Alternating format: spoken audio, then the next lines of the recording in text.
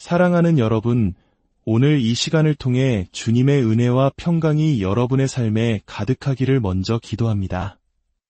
혹시 여러분의 삶을 완전히 새롭게 시작할 수 있다면 어떨까 상상해 보신 적 있으신가요?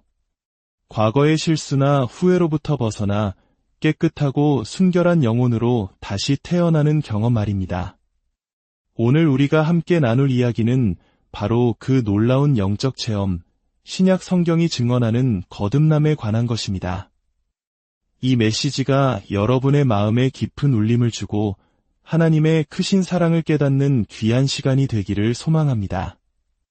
만일 이 말씀이 여러분에게 힘이 된다면 주변의 소중한 이들에게도 공유하여 하나님의 은혜를 함께 나누어 주십시오. 여러분의 나눔을 통해 더 많은 영혼이 주님의 빛을 발견하게 될 것입니다.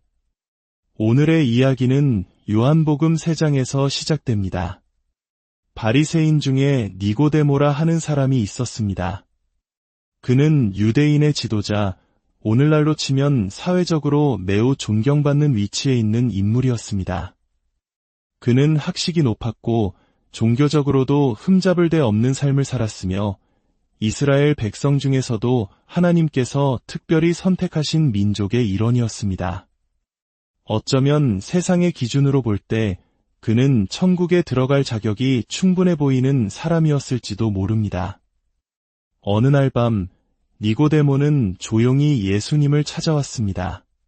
그는 예수님을 향해 랍비여, 우리가 당신은 하나님께로부터 오신 선생인 줄 아나이다. 하나님이 함께 하시지 아니하시면 당신이 행하시는 이 표적을 아무도 할 수 없음이니이다 라고 말하며 존경심을 표했습니다. 그는 예수님이 행하신 기적들을 보며 그분이 평범한 사람이 아님을 직감했던 것입니다. 그런데 예수님께서는 그의 칭찬에 답하는 대신 그의 영혼 깊은 곳을 꿰뚫어 보시는 듯한 말씀을 건네셨습니다.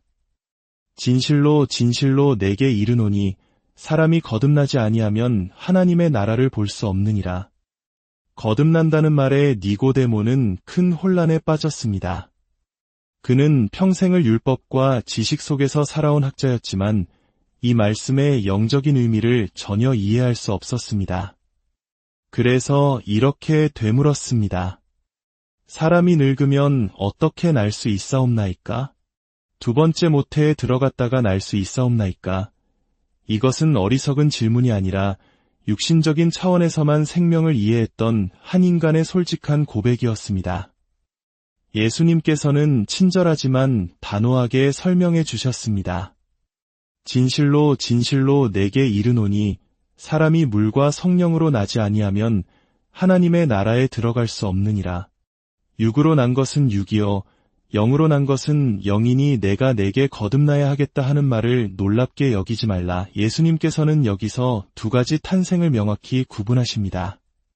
첫 번째는 육으로 난 것, 즉 우리가 어머니의 뱃속에서 태어나는 육체적인 탄생입니다. 이 탄생은 우리에게 육신의 생명을 줍니다.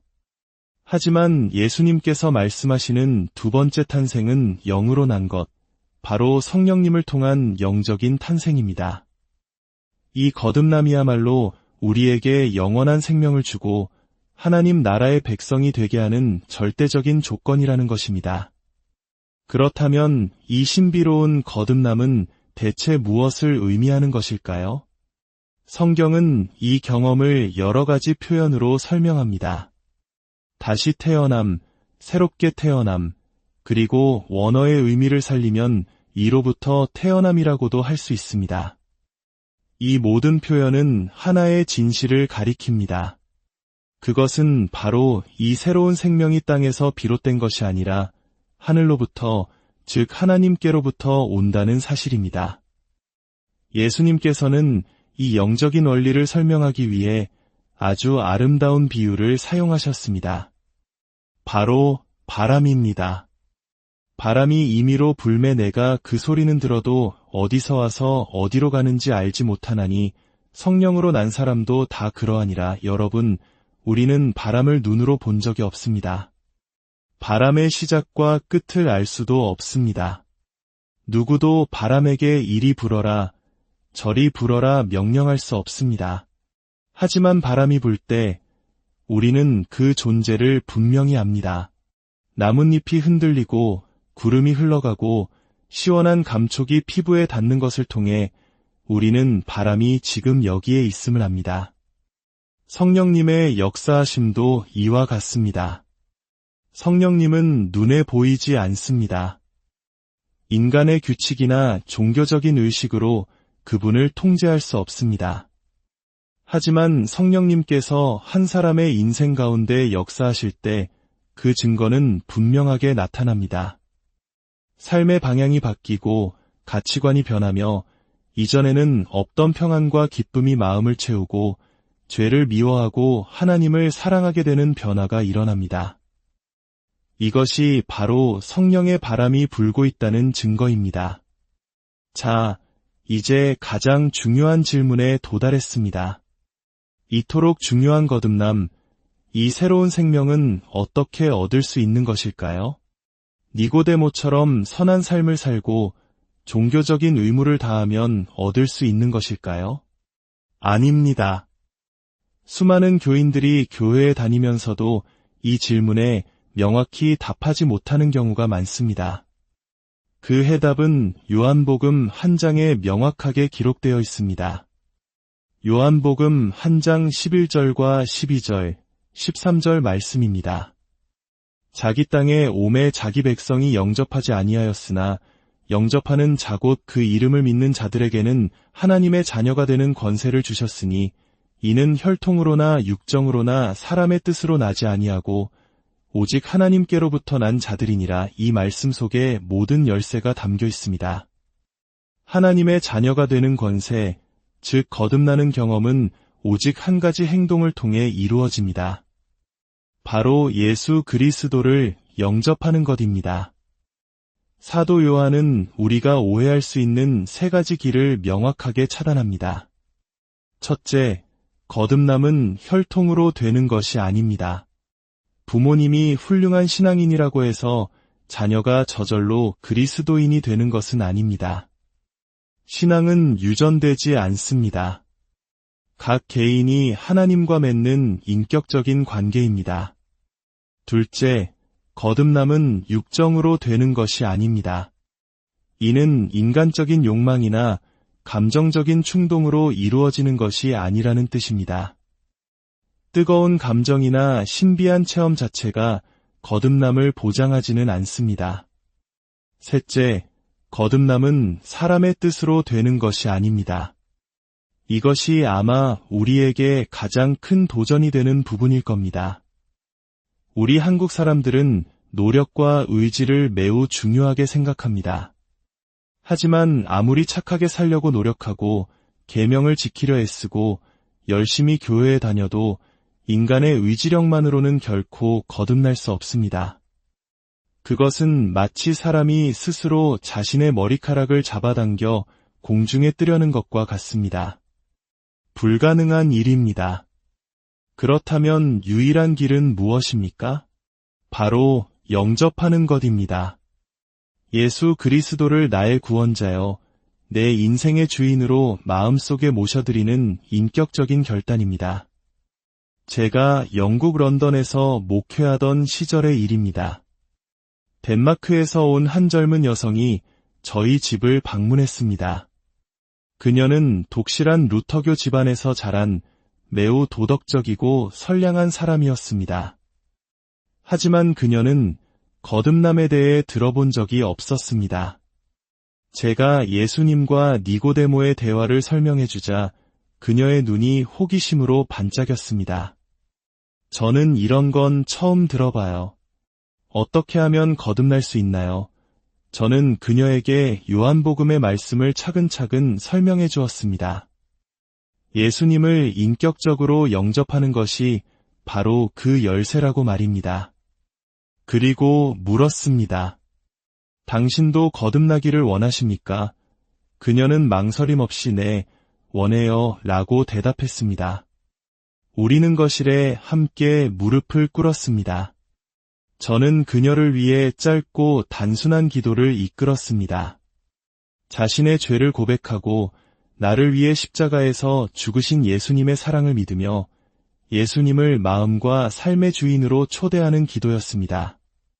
그녀가 아멘으로 기도를 마친 후 우리는 조용히 서로를 마주 보았습니다.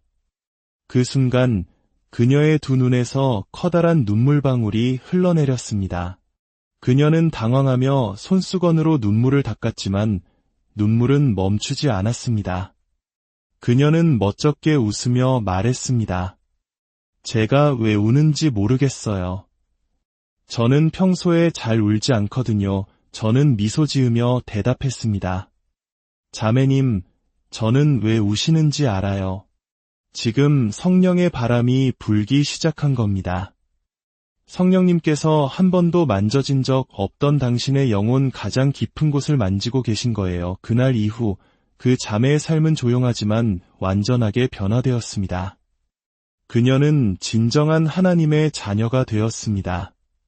드라마틱한 사건은 없었지만 그녀의 내면에서부터 솟아나는 기쁨과 평화는 그 무엇과도 비교할 수 없는 거듭남의 분명한 증거였습니다. 사랑하는 여러분, 이 거듭남은 단지 신학적인 개념이 아닙니다. 그것은 영원한 생명을 소유하는 실제적인 경험입니다. 요한일서 5장은 이렇게 증언합니다. 또 증거는 이것이니 하나님이 우리에게 영생을 주신 것과 이 생명이 그의 아들 안에 있는 그것이니라. 아들이 있는 자에게는 생명이 있고 하나님의 아들이 없는 자에게는 생명이 없느니라. 성경은 온 인류를 단 두 부류로 나눕니다. 가진 자와 가지지 못한 자입니다. 세상의 재물이나 명예가 기준이 아닙니다. 바로 예수 그리스도, 하나님의 아들을 마음에 모신 자와 그렇지 않은 자로 나뉩니다. 아들을 가진 자는 영원한 생명을 가졌고 아들이 없는 자는 영생이 없습니다. 성경은 더 나아가 우리가 영생을 가졌다는 사실을 알 수 있다고 말합니다. 내가 하나님의 아들의 이름을 믿는 너희에게 이것을 쓰는 것은 너희로 하여금 너희에게 영생이 있음을 알게 하려 함이라. 이것은 막연한 희망이나 추측이 아닙니다.